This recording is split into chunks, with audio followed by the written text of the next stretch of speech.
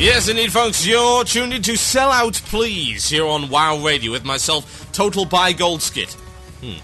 Yes, we're actually doing guild ads now. Somebody offered to pay us for guild ads, and I'm like, hey, why not? Let's give it a shot. So maybe, if you do want to advertise your guild to, like, 185,000 unique listeners, which I think we do have over the course of all of our shows, and it's true. Last stats, anyway. Then get in touch, because we could sort out a ad package for you. Ariano at WCRadio.com. It also helps promote the station and keep us running, which is always nice. It's nice to have servers and stuff. Now, what do we got to talk about today? Ulduar. Yes, Ulduar. Yes. Am I the only one who is so psyched about this instance? Oh, how awesome does this thing look? Everything about this page is amazing. Go and check it out. Ariana will link it to you in the IRC. If you're not in the IRC, go to it. IRC.moirc.com, # WoW Radio. And since we don't have the Java IRC client up yet on WCRadio.com, because we have new shiny site, yes, then go to, MIRC.com, yes, MIRC.com. That's your vanilla IRC client. When it asks you for the details, you put in the server, MMOIRC.com, join it, put a username in, and get on # WoW Radio. Type /join, # or pound, whichever country you happen to be, and whichever way you refer to that, WoW Radio. That's how you do it. You will learn something today. So yeah, go to the IRC channel. If you haven't, and you don't want to, and you're horrible and lazy and completely antisocial, you can head over to wow-europe.com and check out the under development section. And you will see a page about Ulduar. Everything about this looks absolutely fantastic. I mean, just look at the first screenshot. That is unbelievable. It's beautiful. The architecture's amazing. It's stunning looking. And usually I'm not the kind of person that cares about aesthetics. But, look at it. Just look at it. And it gets better. Because of all of these bosses. Right. Sorry, I'm just kind of gushing here. So let's try and be a little bit more objective about this whole thing. The first section is you versus an army. Oh, that's happened before with Rajax. Yes, General Rajax in AQ20, which was, in my opinion, great. It was a great encounter. So yes, if you want to invade Ulduar, you better get past the army that's standing between you and them. But not only that, you can do it with siege engines. Yes. Now that's pretty cool.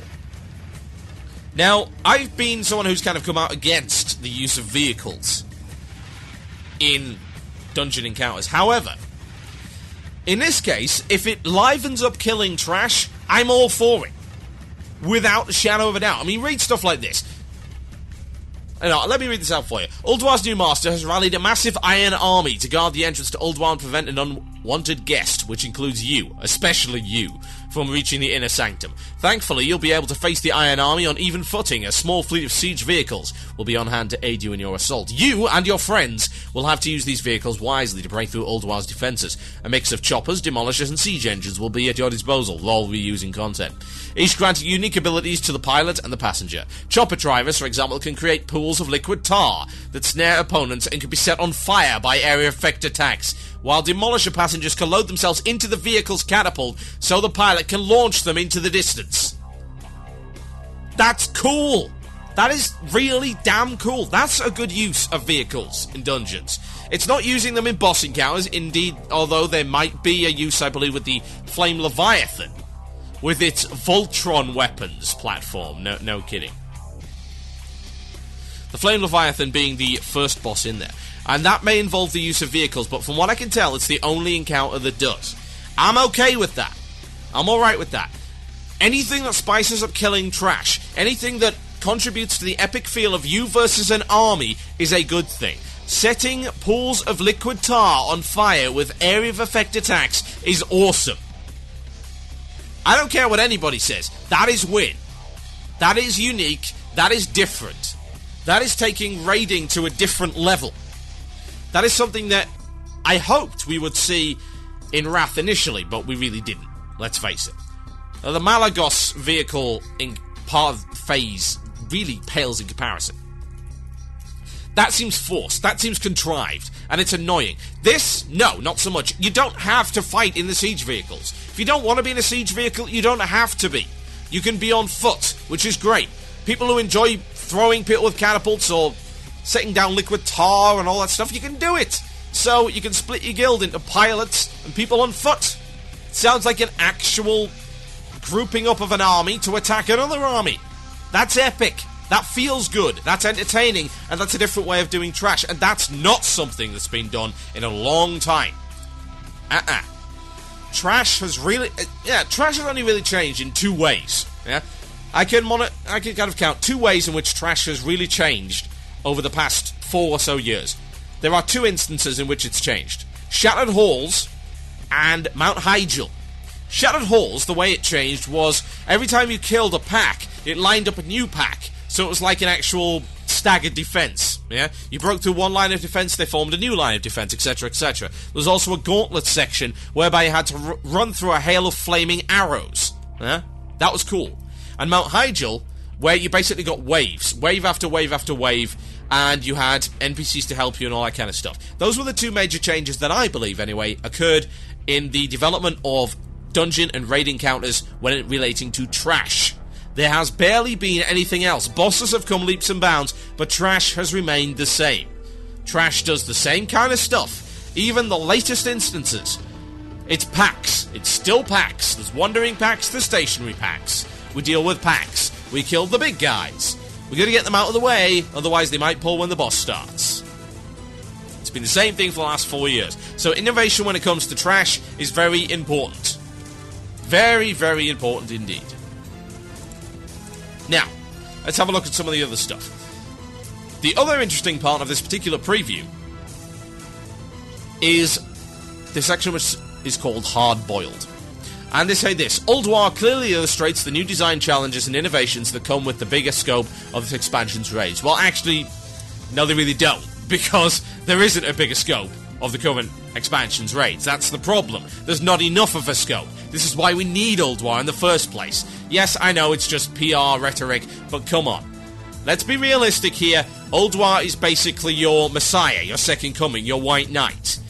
Ulduar is what's going to either convince the hardcore players, and indeed the players who care about challenge at all, in any respect, to come back and stop playing Eve or Lotro, which is what most of our guys seem to be doing right now. Lotro is a great game, don't get me wrong. It's going to convince them to come back, or it's going to fall flat on its arse. It is going to fail, and players are going to leave WoW. They really are. They already have stopped playing, but they're going to come back. That's the sneaky thing. I think that's what Blizzard knew from the very start. The players would come back. And the promise of Ulduar, yes, will bring players back. I have rejoined my great guild from ages ago that is fired up and good to go and ready for this new content. And so is everyone else, I would hope. This is exciting. Anyway, PR rhetoric debunking aside, no spin zone, folks. Oh yes. In order to make raid content more accessible, a raid has to offer a lot of variety, but it also needs to include a very granular means for players to adjust the raid's difficulty. This concept was first realised in the Burning Crusade, with the introduction of Heroic Mode, and Wrath of the Lich King in developing the idea even further with new hard modes. Boss fights that have a hard mode are affected by certain variables that players can control and that change the encounter's difficulty. For example, spread throughout Ulduar's vehicle section are 4 defense towers that you can destroy. The more towers you leave intact, the harder the encounter will be with the Flame Leviathan, but the loot will also be better.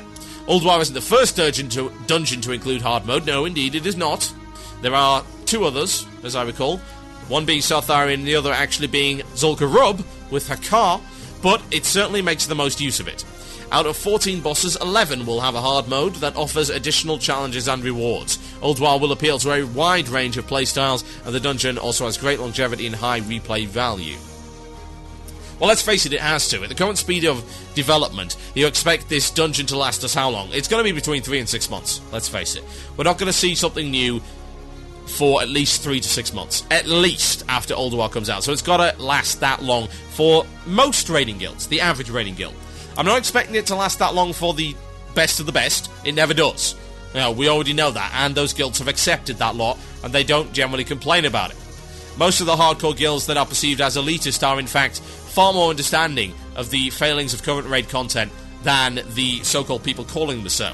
Indeed, we had Insidia on Pug a while ago, and they told us that yes, they were okay with the fact that they cleared the content so quickly, and have always been clearing the content so quickly because that's just how it rolls.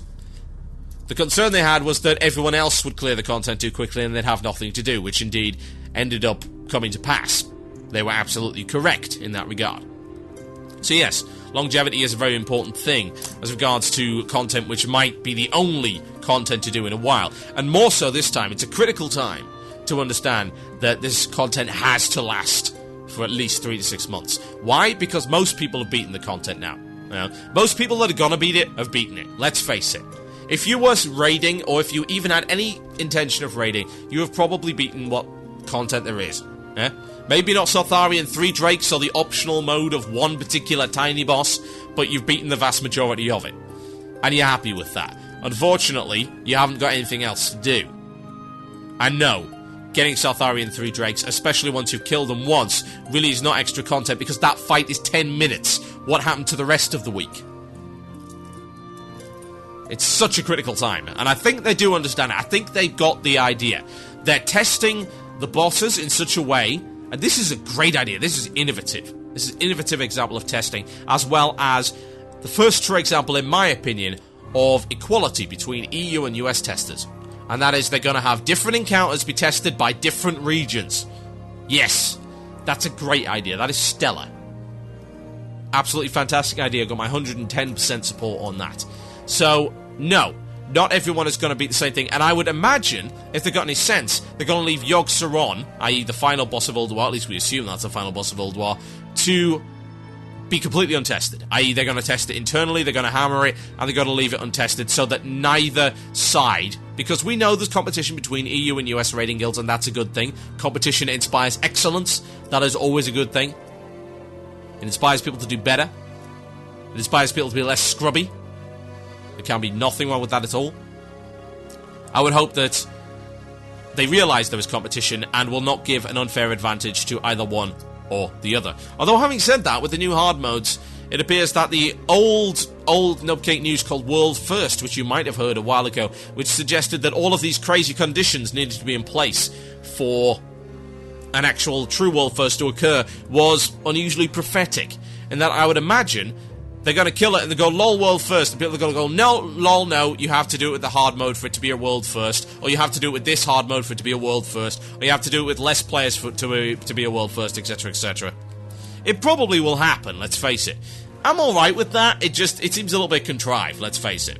But if there's more ways to do an encounter, and there's more variety and there's more of a challenge, and the instance scales better, then that's a good thing. Don't get me wrong, I have no issues with players who are not quite as experienced with raiding, or perhaps don't have as much time on their hands, doing the same content as we do. That's fine. I also don't mind 10 and 25 man encounters being around the same difficulty. In fact, I think that's probably preferable.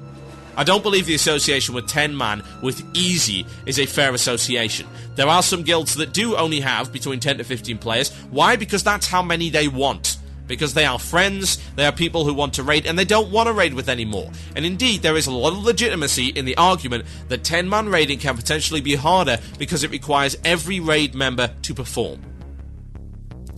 I will go with that. That is a good piece of rationale, I cannot really dispute it. So yes, I would prefer 10 and 25 mans to be the same difficulty. And accessibility should come down to whether or not you are capable of doing an encounter, not how many players you have available to do it with. Having said that, making it mind-numbingly easy and then making it only challenging on hard mode seems to be somewhat defeatist. I don't think that's a very good idea, and I do hope that this is going to be a step up. They have claimed that it is a step up from the current content, and I would hope that even on standard difficulty mode, it is, and that hard mode goes even further.